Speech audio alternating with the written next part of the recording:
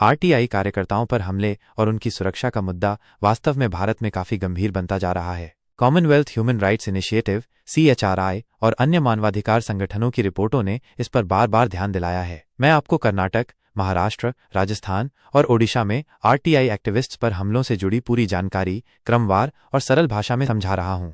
Commonwealth human rights initiative (CHRI) की report. मुख्य बिंदु। रिपोर्ट का वर्ष। अधिकांश रिपोर्टें 2022 से 2024 के बीच प्रकाशित हुई हैं। 2024 में भारत में आरटीआई कानून के 19 साल पूरे होने पर विशेष रिपोर्ट प्रकाशित हुई थी।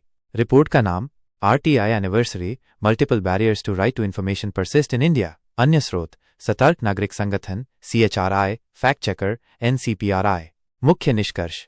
राज्य हमले पटाते हुए हिंसा के प्रमुख उदाहरण। स्थिति: कर्नाटक - कई आरटीआई कार्यकर्ताओं को जमीन, खनन, नगर निगम घोटालों का भंडाफोड़ करने पर धमकियां मिली - हत्या के प्रयास और धमकियां। महाराष्ट्र भारत में आरटीआई कार्यकर्ताओं पर सबसे ज्यादा हमले यहीं हुए। पब्लिक वर्क्स डिपार्टमेंट, पुलिस, नगर पालिका में भ्रष्टाचार उजागर करने पर कई लोग मारे गए। हत्या और हमले। राजस्थान भूमि रिकॉर्ड और खनन माफिया के खिलाफ आरटीआई लगाने वालों पर हमले हुए। कई मामलों में FIR दर्ज नहीं हुए। मारपीट और धमकी। ओडिशा माइनिंग और फॉरेस्ट डिपार्टमेंट से जुड़ी आरटीआई लगाने वालों को सामाजिक बहिष्कार, धमकियां और हिंसा झेलनी पड़ी। सामाजिक दबाव और हिंसा। महत्वपूर्ण आंकड़े CHRI और फैक्ट चेकर के अनुसार 2005 से 2024 तक आरटीआई एक्टिविस्ट्स पर भारत भर में 100 से अधिक हमले दर्ज। 2006 से 2024 तक कम से कम 94 आरटीआई कार्यकर्ताओं की हत्या। महाराष्ट्र, कर्नाटक, गुजरात, उत्तर प्रदेश और बिहार में सबसे ज्यादा मामले। कानूनी सुरक्षा की स्थिति। मुद्दा: वर्तमान स्थिति।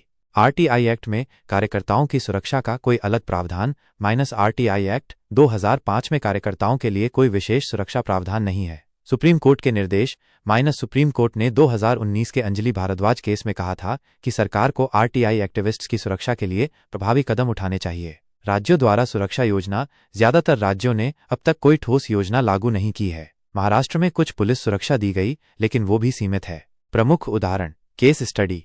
महाराष्ट्र: सतीश शेट्टी हत्याकांड 2010, आरटीआई से जमीन घोटाला उजागर करने के बाद हत्या। भूपेंद्र वाघेला केस, ठेकेदारी घोटाले में आरटीआई से खुलासे के बाद जान से मारा गया। कर्नाटक: राजागिरी, नगरपालिका भ्रष्टाचार उजागर करने पर हमला।